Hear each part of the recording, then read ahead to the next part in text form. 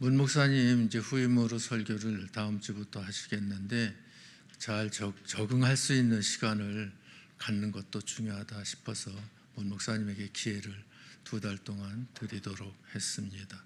그리 이해를 하시기 바랍니다. 설교를 40년 동안 약 2만 번을 설교를 했는데 2만 번 설교 중에서 대부분이 크게 비중을 차지한 설교가 새벽 설교입니다. 이 새벽 설교할 때에 4년에 한 번씩 성경을 돌아가면서 설교를 했어요.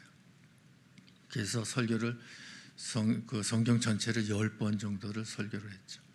그리고 주일날 오전 예배, 오후 예배, 수요 예배 설교를 한 6,000번 했는데 6,000번 설교할 때에 성경을 전체를 돌아가지를 않고 어떤 성경을 택해서 혹은 택하지 않고 이렇게 설교를 하다 보니까 40년 평생 설교한다고 했으면서도 취급하지 못한 성경이 있었어가지고 작년 1월 달에 결단을 내리고 1월 첫 주서부터 창세기서부터 66권 설교를 쭉 해와서 성경 66권 설교에 취급하지 아니한 성경이 없도록 하는 중 오늘 마지막 요한계시록 성경 말씀을 나누게 되었습니다. 그동안에 설교를 하면서 설교에 그 중심이 있죠. 핵심이 있죠. 김 목사의 설교는 특징이 뭡니까? 2가지죠. 믿음으로 구원과 행함으로 상급. 구원의 확신과 상급의 확신. 이게 십자가의 도, 이것 붙잡고 설교를 해왔는데 좀 특이하다, 좀 자랑스럽다라고 여기는 것은 스스로 하나님 앞에 긍지를 가지는 것은 천국에 대해서 밝히 이야기를 그 어느 누구보다도 밝히 드러내어서 우리가 갈 천국에 대해서 소망을 두게 설교를 했다라고 하는 것, 그 부분에 대해서는 자랑스럽게 생각을 합니다. 아멘 안 해도 나 혼자 자랑스러우면 돼.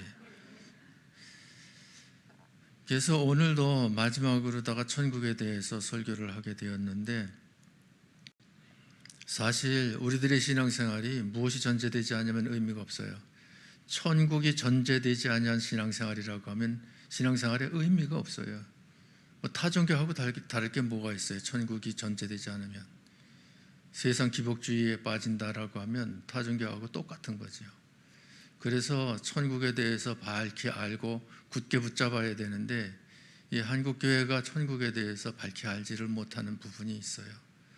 그래서 이 시간에 우리가 제자훈련을 통해서 안바이기도 하지만 다시 한번 정리를 하는 시간 갖고 앞으로 제가 설교를 이제 공식적으로 다 못한다 하더라도 그 성경의 원리와 이치는 굳게 붙잡고 흔들림이 없는 신앙생활을 펼쳐 나아가시기를 주님의 이름으로 축복합니다. 그 분명한 사실은 우리들이 이 세상 사는 것은 어떤 삶을 사는 겁니까? 외국인과 나그네로서 잠깐 사는 것이 이 세상이 우리들의 영존처는 아니다라고 하는 사실입니다. 우리들의 영존처는 어디요? 본향 천국 하나님의 나라다라고 하는 사실입니다. 그런데 하나님의 나라 천국에서 우리로 바로 살게 하지 아니하시고 우리를 천국의 원리와 이치를 가지고 있는 세상에서 일정 기간 살게 하신 것은 왜? 하나님의 나라 천국은 인격적인 나라거든요. 하나님이 인격적이신 분이시기 때문에. 그래서 인격에는 무엇이 전제됩니까? 차등이 전제되잖아요. 그러니까 우리가 이 부분에 대해서는 밝히 반복해서 이야기하지요. 인격의 3가지 요소가 뭐예요? 지혜, 지, 정, 의. 지, 정, 의를 공유적 속성으로 나누면 어떤 성품들이? 지성은 지혜와 지식, 선성은 정성은 선사랑 거룩 진실, 의성은 의 주권, 8가지 성품. 이걸 공유적 속성, 하나님의 형상들이 지음받았다고 하는 것이 바로 이 성품을 이야기를 하지 않습니까? 이 성품 중에 2가지 성품은 상대를 필요로 한다. 첫째 무슨 성품? 사랑의 성품. 2번째는 선의 성품. 그래서 상대를 필요로 하는 이 사랑성, 상대가 없으면 마음뿐이지 사랑할 수가 없는 거예요. 또 상대를 필요로 하는 선성, 상대가 있어야 좋은 일을 할 수가 있지 상대가 없으면 마음뿐이지 할 수가 없는 거예요. 그래서 사랑의 하나님께서, 선하신 하나님께서 대상자가 없으면 대상자를 만들자 해서 만든 것이 아담과 하와, 우리 사람이었다라고 하는 사실입니다. 그래서 하나님께서 처음부터 창조하실 때에 우리 사람은, 일반 피조물은 하나님께서 아담과 하와를 창조하시고 최초로 축복하신 그 복을 받는데 재료로 쓰여질 그런 존재로 창조했지만, 하나님의 형상대로 지음받은 우리 사람은 영원한 사랑의 대상이고, 그리고 영원한 천국을 누릴 대상으로 다 창조하신 줄 믿으시기 바랍니다. 그런데 선악과를 따먹고 타락함으로 인해서 이제 착오가 생겼는데, 그래서 이 선악과를 따먹고 타락한 죄인을 구원하는 그 구원의 과정을 성경에서는 시간 관계상 이렇게 뛰어넘어가는데 3단계로다가 말씀하시는 것을 몇 주 전에 이야기를 했지요. 그래서 구원의 3단계, 첫째 단계가 무슨 구원이고요? 기본 구원이고, 두 번째 단계가 건설 구원이고, 세 번째 단계가 완성 구원이다. 그래서 첫 번째 단계 기본 구원을 다른 말로 받은 구원이라고 하는데, 예수를 구주로 영접해 내 안에 예수님이 계시게 한 구원, 이 구원을 이야기하는데, 이 구원은 지옥 갈 자가 어디 가는 구원, 천국 가는 구원을 이야기를 합니다. 에베소서 2장 8절,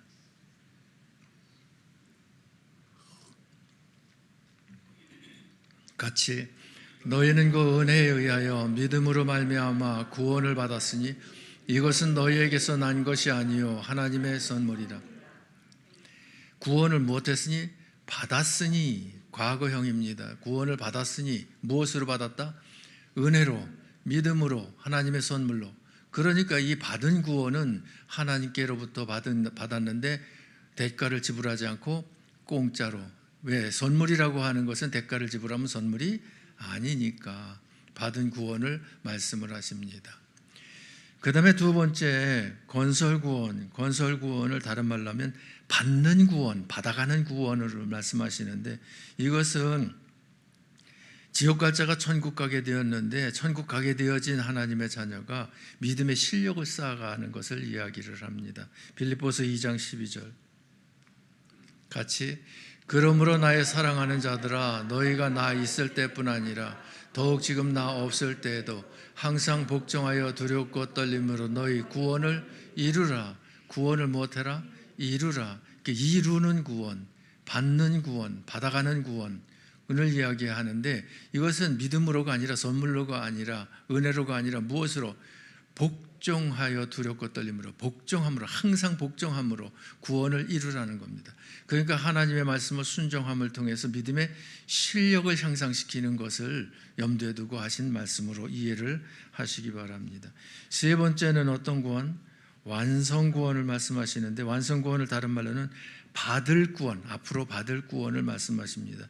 이것은 예수님 재림하시는 날에 심판 받음을 통해서 영생복락 누리는 그 구원을 이야기하는데, 히브리서 9장 28절, 같이 이와 같이 그리스도도 많은 사람의 죄를 담당하시려고 단번에 들이신 바 되셨고 구원에 이르게 하기 위하여 죄와 상관없이 자기를 바라는 자들에게 두 번째 나타나시리라. 두 번째 나타난다는 것은 무엇을 말씀하세요? 재림을 말씀하시는데, 그때에 무엇에 이르게 하기 위하여?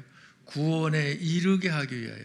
그러니까 이 구원에 이르는 이 구원은 이 지상에서의 삶을 청산하고 천국 천상으로 다 완전히 옮겨서 아예 그 근본적으로 다른 생을 이어갈 것을 말씀하시는 구원입니다. 그러니까 이 구원에 이르를 구원, 미래 구원은 예수님 재림과 연관이 있음을 여러분들이 기억하시기 바랍니다. 자, 그러면 이 구원이라고 하는 것은 3단계로 다 말씀하셨는데, 다 지옥 갈 것, 천국 가는 구원으로 말씀하시는 것이 아니에요. 꼭 우리 그 사람 육체적으로 볼 때에 어린아이를 임신했다가 출생을 하면 무엇을 가지고 자녀가 되어져요? 생명을 가지고 자녀가 되어지잖아요. 그런데 이제 자라는 과정에서 열심히 그저 먹고 마시고 운동하면서 무럭무럭 잘 자라. 그럼 성숙한 자녀가 되어지잖아요. 그리고 이제 시집가고 장가가지고 가정을 이루어. 그러면 열매 맺는 가정이 되어지잖아요. 그러면 사실 생명이라고 하는 것은 언제 가지게 된 거예요? 잉태에서 출생함으로 인해 가지고 생명을 얻게 되어진 거고, 성장하는 것은 청년 때까지 그 힘쓰고 애써 노력함으로, 그래서 그저 이 결실을 얻는 것은 가정을 이름으로 인해죠. 그런데 이 과정이 꼭 무엇과 같은가 하면 나무 뿌리에 생명이 있잖아요. 그 생명이 있는 뿌리에서 줄기가 자라잖아요. 줄기에서 뻗은 가지에서 열매를 맺잖아요. 그러면 이 생명이 그 뿌리에 있으면서도 어디까지 연결되어져 있어요?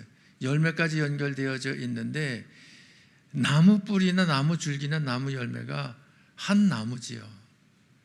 그러니까 우리들의 구원도 그렇게 이해를 하시면 돼.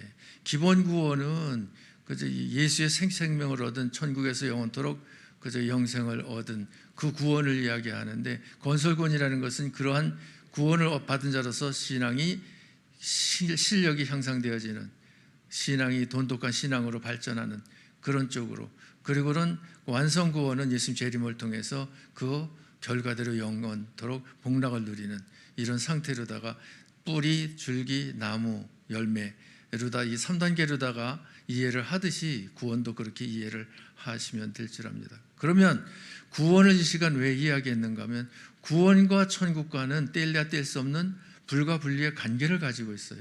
그래서 이 천국 그랬을 때에 천국도 하나의 천국으로 생각을 하면 안 되고 천국의 3단계로 나누어서 생각을 해야 성경을 밝히 이해를 할 수가 있고, 우리들이 지금 현재의 신앙생활이 3단계 천국 생활 중에서 어느 단계에 해당되어지는 건가, 그리고 앞으로 어떤 단계로 발전할 것인가에 대해서 이해를 하고 신앙을 굳게 붙잡을 수가 있는 줄 믿습니다. 그래서 천국에는 몇 단계가 있다?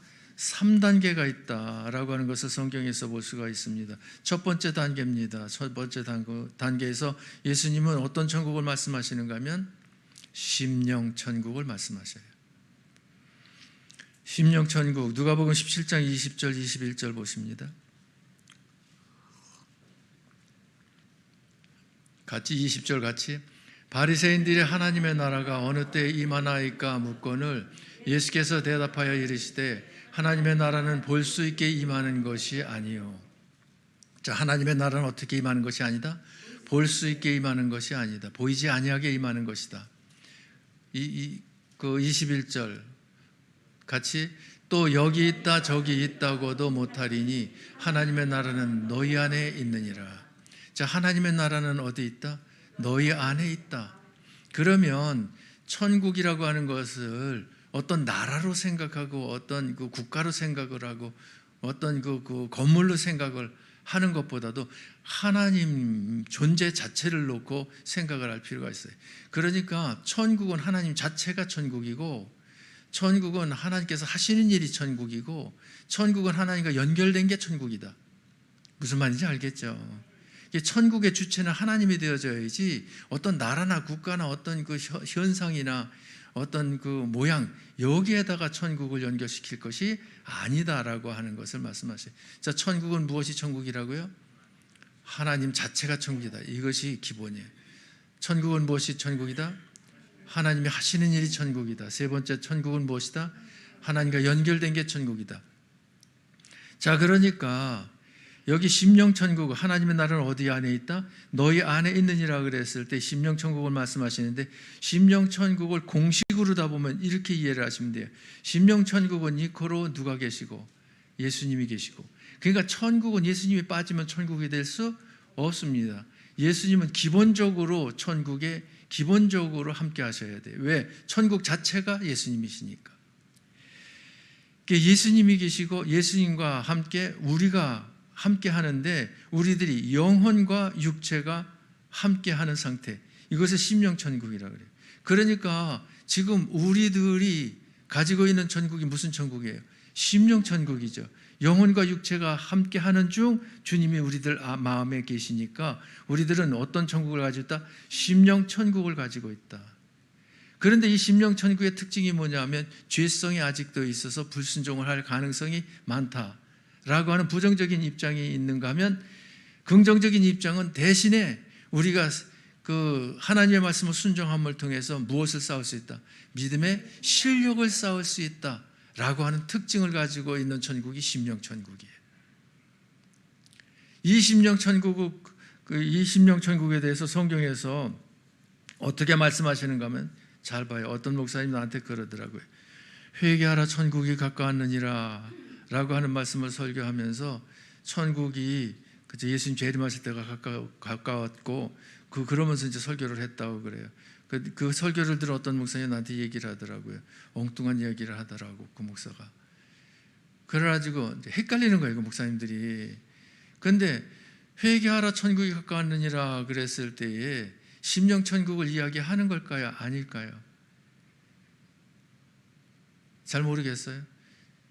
회개하라 천국이 가까웠느니라 했을 때에는 그 영원 천국이 임할 것을 말씀하시는 것이 아니고 예수님의 구원이 이루어질 것을 말씀하시는 거예요. 그러니까 심령 천국이 형성될 것을 염두에 두고 말씀하시는 거예요. 그래서 이 세례 요한이 회개하라 천국이 가까웠느니라 라고 외칠 때에 예수님께서 메시아로 오셔서 죄인들을 죄 가운데서 구원하시고 내 죄 계심으로 인해서 심령 천국이 이루어질 것, 이것을 놓고 회개하라 천국이 가까웠느니라.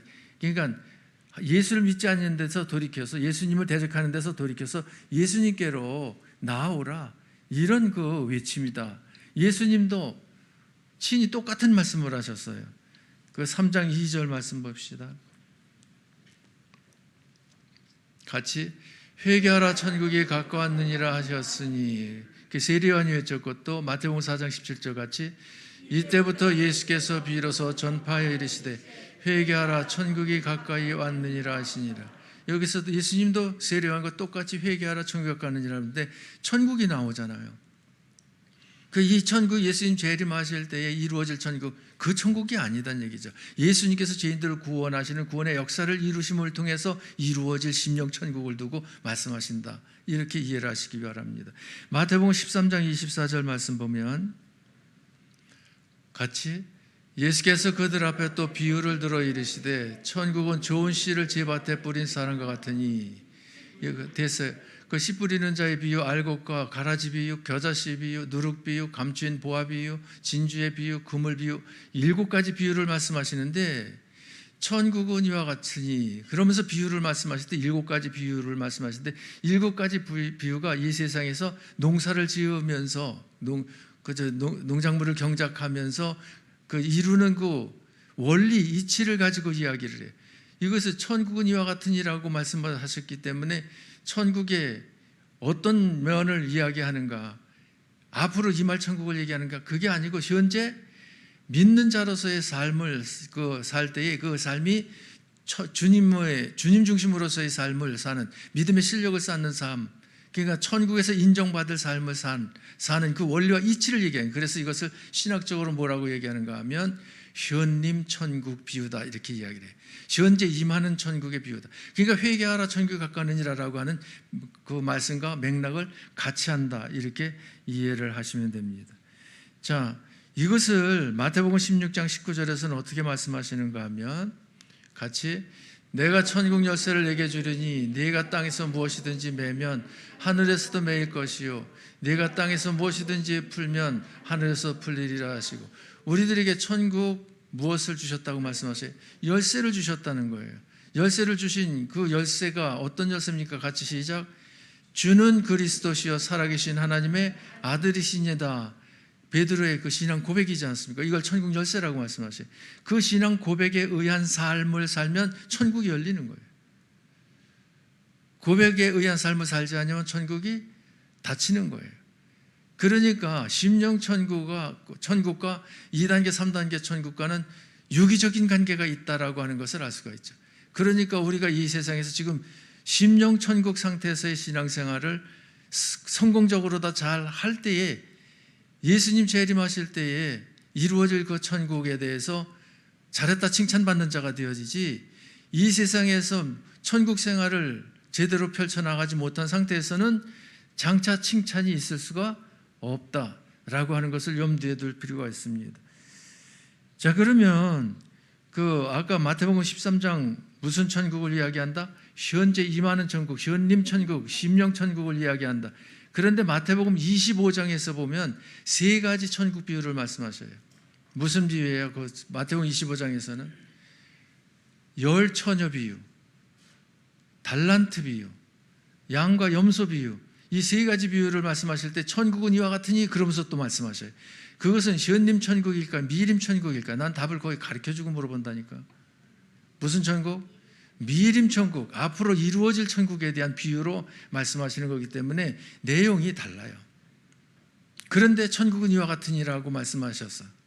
그러니까 그것을 이해를 잘할 필요가 있다라고 하는 것으로 정리하시기 바랍니다. 그래서 천국의 첫 번째 단계는 무슨 천국? 심령 천국. 심령 천국이 이루어져야 그 다음에 이어서 2단계 천국, 3단계 천국으로 발전한다라고 하는 것을 염두에 둘 필요 있습니다. 1단계 심령 천국이 이루어지지 않으면 2단계, 3단계 천국도 없다라고 하는 것으로 이해를 하시기 바랍니다. 자, 그러면 두 번째, 주님께서는 무슨 천국을 말씀하셨을까요?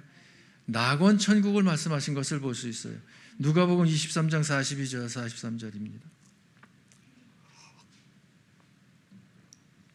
더 설교하라 그래도 못하겠어요. 입은 마르고 물은 자꾸만 먹히고 설교하면 지는 빠지고 일부 끝나면 어지럽고 은퇴를 누가 만들어놨는지 참 잘 만들어놨고 덕분에 문 목사도 후임으로 다 와서 앞자리에 앉아서 은혜 받고 문 목사님 감사하죠? 그래 은퇴하게 된 게 감사해. 나도 감사하고 문 목사님도 감사하고 두루두루 여러분도 감사하고 두루두루 감사한 일이지요. 자, 두 번째는 낙원 천국을 주님께서 말씀하셨는데 23장 42절 같이 이르되 예수여 당신의 나라에 임하실 때 나를 기억하옵소서. 그 십자가에 못 박힌 두 강도 중에 한 강도가 예수님을 향해서 당신의 나라에 임하실 때 지금 십자가 달서 이제 죽을 건데 죽으면 갈 나라가 누구의 나라다? 당신의 나라, 예수님의 나라라는 거예요. 그런데 그 나라에 대해서 그 43절 말씀 봅시다. 같이 예수께서 이르시되 내가 진실로 네게 이르노니 오늘 네가 나와 함께 낙원에 있으리라 하시니라. 그러니까 네가 내 나라에 왜 오냐? 넌 못 온다 그러지 아니하시고 한편 강도에게 하실 말씀이 오늘 네가 나와 함께 낙원에 있으리라. 그러니까 예수님의 나라를 가리켜서 예수님께서 무슨 나라라고 말씀하셔요? 낙원이라고 말씀하시는 것을 볼 수 있습니다. 그래서 이것을 일컬어서 낙원 천국이다 이렇게 말을 할 수가 있는데 이 낙원 천국의 공식 얘기할 때 잘 들으셔요. 낙원 천국의 주인은 누구셔요? 예수님이에요. 예수님이 항상 함께 하시는 것을 전제로 천국을 얘기를 해야 돼. 예수님이 빠지면 천국이 아니니까. 낙원 천국은 일컬어 예수님 플러스 거듭난 영 플러스 부활한 몸일까요? 마이너스 부활한 신령한 몸일까요? 마이너스 부활한 신령한 몸. 그러니까 육체는 어디 있다는 거예요? 부활하기 전 무덤에 가 있다는 이야기죠. 그 상태인데 이 낙원 천국의 특징은 어떤 특징을 가지고 있는가 하면 믿음의 실력을 쌓는 기회는 이제 없어요. 그렇다고 해서 믿음의 실력을 쌓은 만큼 상급을 받아 누리는 상태도 아니야. 그럼 어떤 상태냐면 그 예수님께서 재림하셔서 심판대 앞에 서가지고 천국을 기업으로 받기까지 기다리는 상태, 대기하는 상태를 말씀하셔요. 그 상태를 낙원 천국이라고 말씀해. 봐봐요. 마지막 설교니까 잘 들으셔요. 우리가 갈 천국에 대해서 밝히 이야기하고 있거든요. 여러분은 참 복받은 줄 아셔. 천국에 대해서 이렇게 세세히 가르쳐주는 설교하는 목사도 흔치는 않아. 저 잘났다고 설교하다가 얘기하네. 아멘 안 하니까 그렇지. 답답해서 잘 듣는지 잘 깨닫는지 진감인가 여기서는 잘 느껴지지 않고 눈만 껌벅껌벅하고 앉아있기를 대표로 노양부 집사님 그러고 앉아있으니까 노 집사님 잘 깨달아져요? 지금 낙원 천국 얘기하는데 심령 천국하고 낙원 천국하고 차이가 뭐예요? 심령 천국은 예수님이 계시는데 우리들의 거듭난 영혼과 육체가 함께 있어. 그 죄를 지을 수 있는 죄성도 있지만 믿음의 실력을 쌓을 수 있는 순종도 할 수 있는 이런 상태. 그게 심령 천국이라고 성경을 말씀하죠. 그런데 낙원 천국은 예수님이 함께 계시는데 거듭난 영혼이 있는데 거듭난 영과 무엇은 함께 하질 않아? 부활한 몸은 함께 하지 아니하고 예수님 재림하실 때까지, 부활의 때까지 대기하고 있는 상태. 그때는 상급이 주어지는 것도 아니고 믿음의 실력을 쌓는 것도 아니고 쌓은 실력만큼 하나님께서 선국의 상급을 주실 그날을 기다리고 있는 상태. 그러니까 지금 예수 믿고 천국 간 모든 성도들이 지금 대기 상태, 그 낙원 천국에서 기다리는 상태. 그것을 성경에서 보십시다. 아주 구체적으로 말씀하신 성경이 있어요. 디모데후서 4장 7절 8절 보십시다. 같이. 나는 선한 싸움을 싸우고 나의 달려갈 길을 마치고 믿음을 지켰으니 이 상태는 어떤 상태예요? 심령 천국 상태에서의 열심 있는 삶을 이야기라는 거예요. 그 다음에 8절. 이제 후로는 나를 위하여 의의 면류관이 예비되었으므로 주 곧 의로우신 재판장이 그날에 내게 주실 것이며 내게만 아니라 주의 나타나심을 사모하는 모든 자에게도니라. 여기 보면은 꼭 집어서 말씀하시죠. 이제 후로는 뭐예요? 무엇 한 후에 후로는 선한 싸움 싸우고 달려갈 길을 마치고 믿음을 지킨 후로는 우리들이 믿음 생활 열심히 지금 우리들이 해야 되잖아요. 믿음 생활 열심히 한 후에는 이 말이에요. 나를 위하여 의의 면류관이 무엇 됐다고요? 예비되었다, 준비되었다 그래. 예비되었다, 준비되었다. 예비되어진 면류관, 준비되어진 그 면류관을 언제 내게 주신다? 의로우신 재판장이 재판하는 그날에 내게 주실 것이니. 그 재판장이 누구예요? 예수님이요. 재판하시는 날은 언제요? 예수님 재림하시는 날. 그것을 어떻게 표현하고 있는가 하면 그날에 내게 주실 것이며 내게만 아니라 주의 나타나심을 사모하는 모든, 주의 나타나심이 뭐예요? 예수님의 재림을 사모함으로 기다리는 모든 자에게 예비되어진 준비되어진 면류관을 주신다 이 말이에요. 예수님의 재림을 사모하시는 분은 아멘. 그런데 이제 아멘에 이제 모순이 있는 거예요. 무엇한 자로서 아멘을 해야 돼요? 면류관을 예비시킨, 준비시킨 자로서 아멘을 해야지. 개털모자 준비시켜 놓고서는 아멘만 하면 그건 낭패 아니에요. 낭패. 무슨 말인지 알겠죠? 그러니까 주의 나타나심을 사모하는 자는 면류관을 예비시켰어. 면류관을 준비시켰어. 면류관을 받을 것이야. 면류관을 받을 대상으로다가 그저 이 확신이 있어. 그런 경우에 아멘 해야지. 개털모자인 경우는 아멘이 아니고 노멘. 기회를 더 주십시오. 무엇 준비할 때까지, 의의 면류관 준비할 때까지 기회를 좀 조금만 더 주십시오. 조금만 재림을 좀 놓주십시오. 그런 그 중심, 그런 입장이 돼야 되는 것 아니냐 하는 거죠. 그래서 낙원 천국이라고 하는 것이 어떤 천국인가 하는 것을 볼 수가 있지요. 자, 그러니까 의의 면류관은 예비하는 것은 어디요? 어떤 상태에서 어디서 의의 면류관을 예비해요? 준비해요? 심령 천국 상태에서 어디서? 이 세상에서, 이 땅에서 어떻게 선한 싸움을 싸우고 달려갈 길을 마치고 믿음을 지킴을 통해서 신앙생활을 열심히 함을 통해 가지고 면류관을 예비 준비 시켜 놓으면 예수님 재림하실 때에 예비되어진 것을 주시는 거지. 그날에 잘생겼냐 못생겼냐 어디 보자, 나하고 친하냐 친하지 않은가 보자.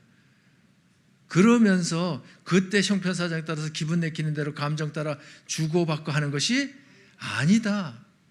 그러니까 오늘 한날의 그 주일 성수도 여러분들의 면류관을 좌우하는, 상급을 좌우하는 한날이요. 오늘뿐만 아니라 지금까지 살아온 생도 앞으로 살아갈 생도 천국의 상급과 연관되어진 유기적인 관계가 있는 삶이다. 심령 천국 상태로서의 천국 생활을 얼마나 잘했느냐에 따라서 낙원 천국 상태에서의 면류관이 예비되어지기를, 어떤 면류관으로 예비되어지냐. 성경에 보면 5가지 면류관을 말씀하시기도 하시고 상급으로 말씀하시기도 하고 보호자 우편으로 말씀하시기도 하시는 그런 것을 우리가 이해를 할 수가 있습니다. 자, 그러니까 구약의 그 신앙생활 잘한 인물들 있잖아요. 모세라든가 예를 들면 다윗이라든가 아니면 엘리야라든가, 신약의 그 이름 베드로라든가 바울이라든가, 또 중세기 때 그 순교 제물 되어진 성도들이라든가 주기철 목사라든가 길선주 목사라든가, 마찬가지로 저와 여러분들 무엇을 넘으면 죽음의 선을 넘으면 무슨 천국에 가요? 낙원 천국에, 대기 상태의 그 천국에 가서 대기하게 된다. 그 상태에 있는 이들을 히브리서 12장 1절에 보면 구름같이 둘러싼 허다한 증인, 이렇게 말씀하기도 한 것을 볼 수가 있습니다. 됐죠? 그 다음에 세 번째, 무슨 천국? 영원 천국. 나 영원 천국 준비하면서 깜짝 놀랐어요. 야, 진짜 우리 진일교회는 지금까지 그저 다름질에 오면서 멋있는 교회로 다 다름질해 왔다. 그리고 김 목사도 교인들에게 참 멋있는 신앙생활 하라고 방법을 제시했다. 앞으로도 이것은 굳게 붙잡고 다름질해 나가야 된다 라고 하는 깨달음을 새롭게 깨달았기 때문에 이것은 이제 고별 설교 3월 19일 날 설교할 때에 그 설교를 할 건데, 여러분이 잘 아시는 성경 본문 영원 천국에 대한 말씀을 하십니다. 오늘 맛보기로다가 말씀을 함께 나누도록 합니다. 베드로후서 1장 10절 11절.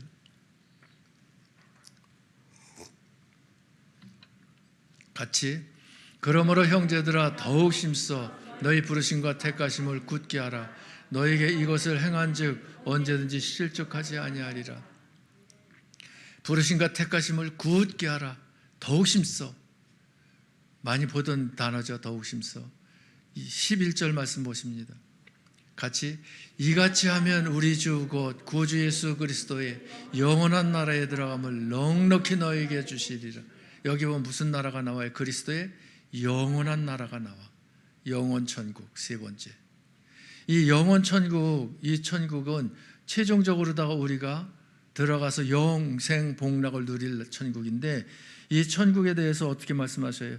그리스도의 영원한 나라, 이렇게 표현하고 있는데, 이 그리스도의 영원한 나라에 넉넉히 당당하게 들어갈 수 있는 그 비법을 우리는 터득했고 또 알려주고 신앙생활을 하고 있어요. 그 첫 번째가 무엇입니까? 10절 말씀 다시 돌아가서,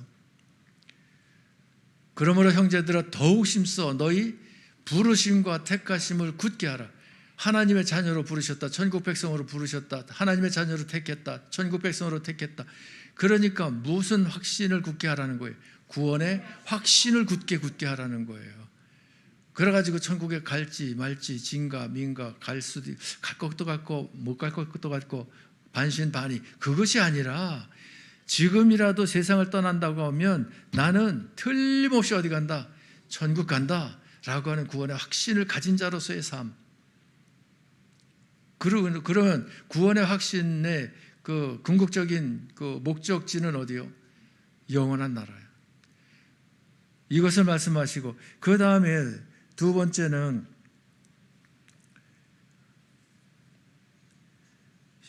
그 베드로후서 1장 4절 5절 보십시다.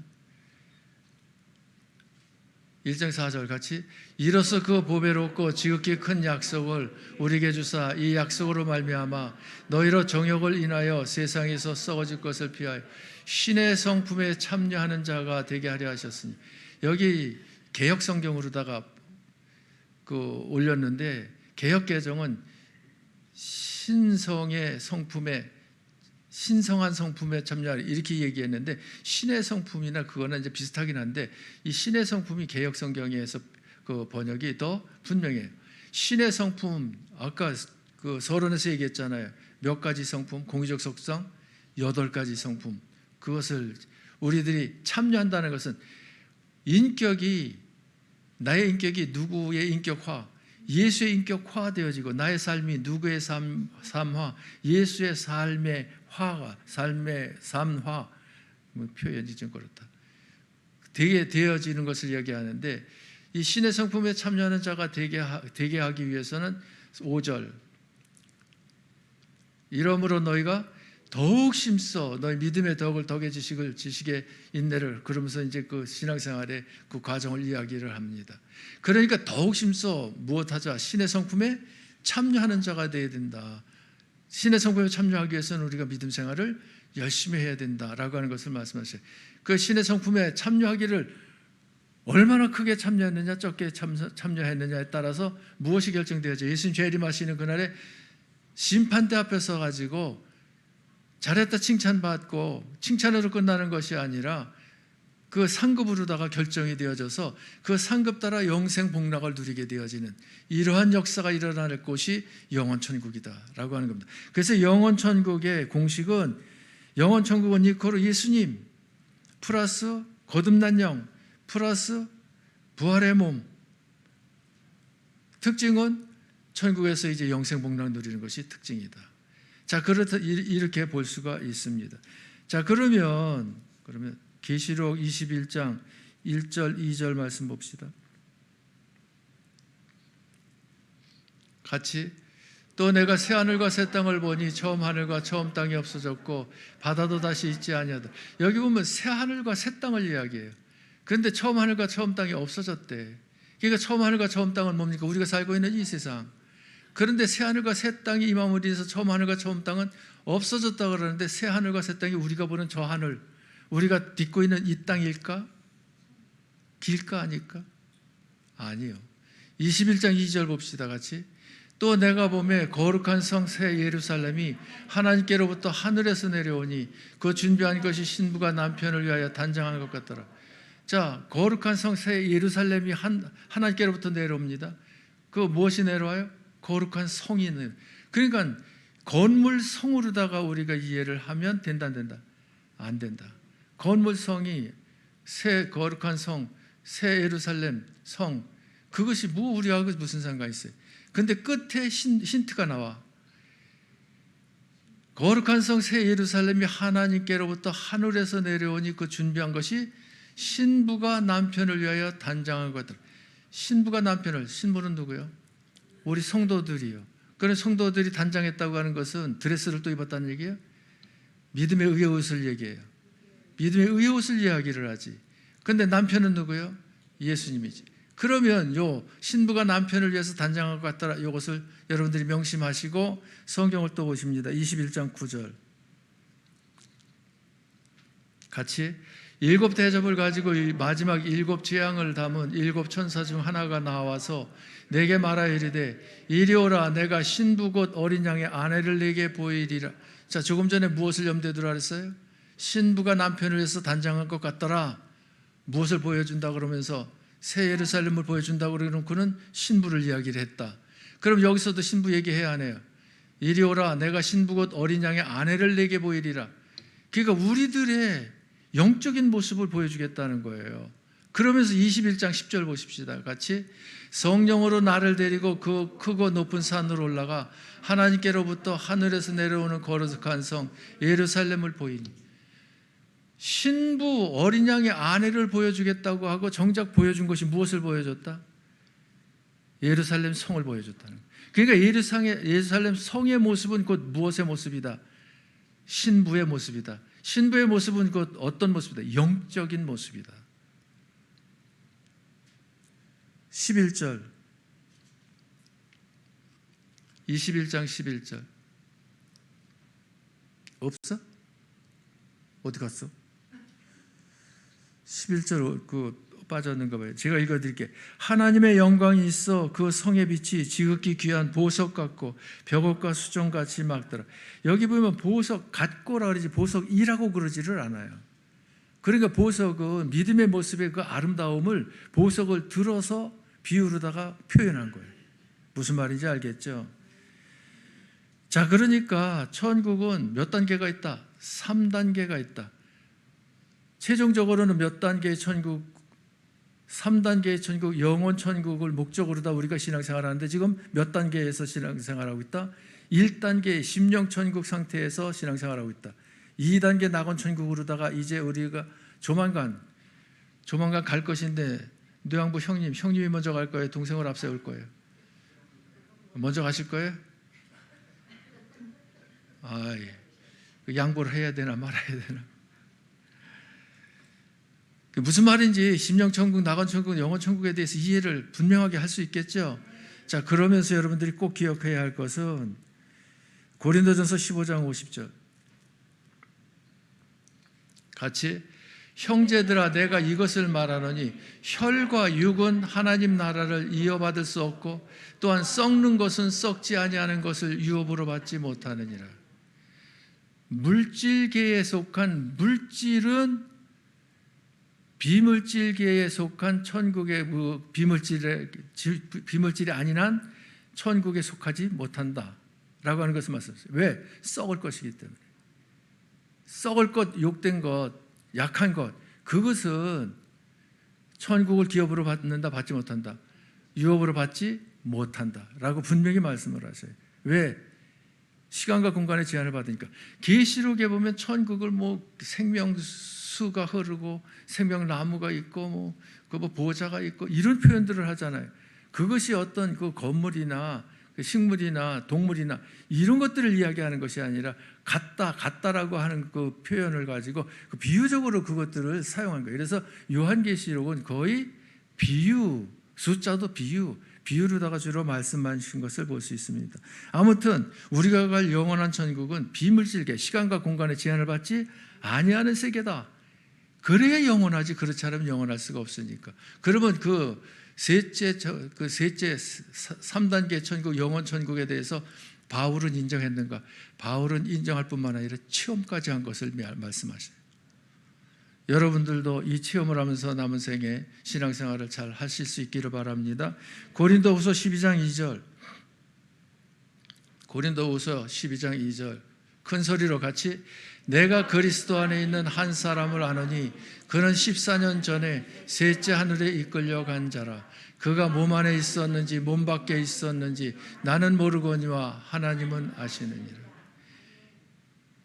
육체에 속해서, 물질긴 이 세상에 속해서는 저 셋째 하늘을 볼 수가 없어요. 그래서 비몽사몽간에 육체와 이 세상을 초월해서 셋째 하늘을 보는데, 이 셋째 하늘이 영원 천국, 3단계 천국이 아닌가, 저는 그렇게 생각하고 있습니다. 왜 굳이 셋째 하늘이라고 말씀하셨을까? 셋째 하늘이라고 했을 때는 둘째 하늘도 있고 첫째 하늘도 있다는 것이 전제되어진 하늘이 셋째 하늘 아니냐. 그러면 성경 전체적으로 볼 때 바울이 체험했다라고 하는 것은 그 영원한 천국, 3단계 천국, 궁극적인 그 우리들이 가기를 사모하는 천국, 그 천국을 체험하고 경험한 것이 아니냐라고 하는 데서, 현림 천국과 영원 천국, 낙원 천국은 대기 상태니까, 에서 보면 현림 천국에서도 천국 열쇠를 우리에게 주어서 열면 천국에서도 열린다. 심령 천국의 여는 삶을 살면 영원 천국 여는 삶을 살게 되는 것이다 라고 하는 것을 말씀하신 것처럼, 또 바울이 첫 번째 단계가 아니라 두 번째 단계가 아니라 세 번째 천국을 체험할 때 비몽사몽간에 영적인 상태로다가 진입했을 때에 체험한 것, 그 체험을 말씀하시는데, 열쇠를 가지고, 천국 열쇠 가지고 여는 삶, 셋째 하늘을 체험하는 삶, 이 삶을 베드로도 체험을 했고 바울도 체험했다고 하면 저와 여러분도 체험할 수 있다 없다? 체험할 수 있다. 그래서 천국은 가봐서 좋은 천국에서 삶을 영원토록 사는 것이 그때 가서 결정되는 것이 아니고, 현재 그 천국을 우리가 많이 경험하고 체험할수록 큰 상급이 있다. 왜? 그만큼 영적 실력이 있는 것이니까. 그러니까 환경이 지옥과 같은 환경이라 하더라도 여러분들의 신앙생활은 천국 생활이 되시기를 주님의 이름으로 축복합니다. 여러분의 가정이 천국화되어지기를 주의 이름으로 축복합니다. 앞으로 남은 생에 천국의 삶, 기쁨과 감사가 넘치는 행복한 삶을 펼쳐나가는 주인공이 여러분이 되시기를 주님의 이름으로 축복합니다. 기도하십시다. 참 좋으신 하나님께서 종으로 하여금 32살 때, 강도사 때, 한참 젊었을 때 개척하게 하시고 40년을 한결같이 함께 하시는 중 인도하시고 이끌어 오셨습니다. 오늘 이제 공식적으로 마지막 설교를 일부 시간에 하였사온데, 천국 하나님의 나라에 대해서 밝히 우리 사랑하는 성도들에게 펼쳐 보이게 하신 것을 감사합니다. 아무쪼록 사랑하는 우리 성도들이 천국 굳게 부여잡고, 천국 가서 영생복락이 아니라 이 땅에 사는 동안에 천국의 삶을 펼쳐나가며 믿음의 실력을 쌓아 영원 천국에 당당하게 넉넉하게 들어갈 수 있는, 잘했다 칭찬받는 심판대 앞에서의 심판이 되어질 수 있는 권속들 되어지게 하시고 가정 되게 하시고 교회 되게 하여 주옵소서. 다음 주부터 문 목사님 설교하겠사온데 말씀 전할 때마다 성령의 감동 있게 하시고 깊은 하나님의 뜻을 깨닫는 시간들로 이어지게 하여 주옵소서. 예수님 이름으로 기도하옵나이다. 아멘.